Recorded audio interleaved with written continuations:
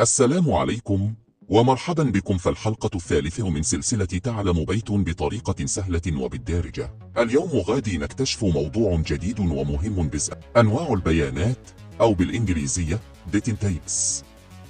فبيت كاينين أنواع مختلفة من البيانات وكل نوع عنده دور خاص به.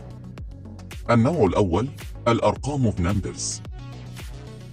كاينين جوج أنواع رئيسية. 1. الأعداد الصحيحة Integers. 2. الأعداد العشرية Float. النوع الثاني النصوص Strings.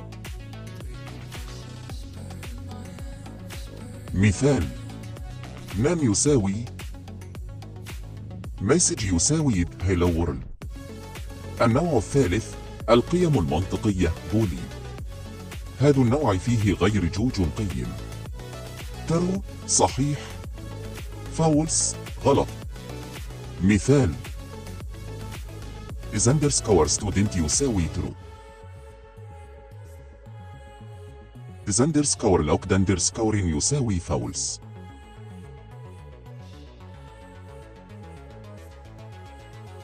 parent is underscore student.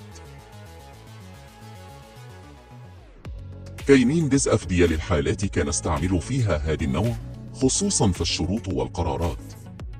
كيفاش نعرف نوع أي متغير؟ بايثون بتوفر واحد التي سميتها type.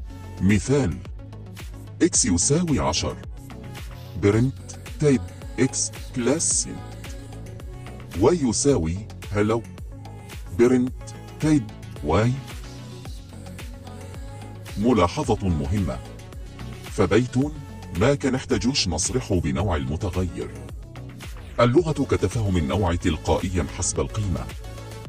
مثلا A يساوي 10 عدد صحيح. B يساوي 10 نص. A فيها رقم، B فيها نص، رغم أنهم بجوج فيهم 10. خلاصة: اليوم تعلمنا الأنواع الرئيسية ديال البيانات في بيتون. أعداد صحيحة integer. أعداد عشرية float. نصوص string. قيم منطقية boolean. فالحلقة الجاية غادي ندوزو لواحد للمفهوم زوين بزاف: العمليات operators. كيفاش نجمعو، نطرحو، نقارنو ونتعامل مع المتغيرات. سلام.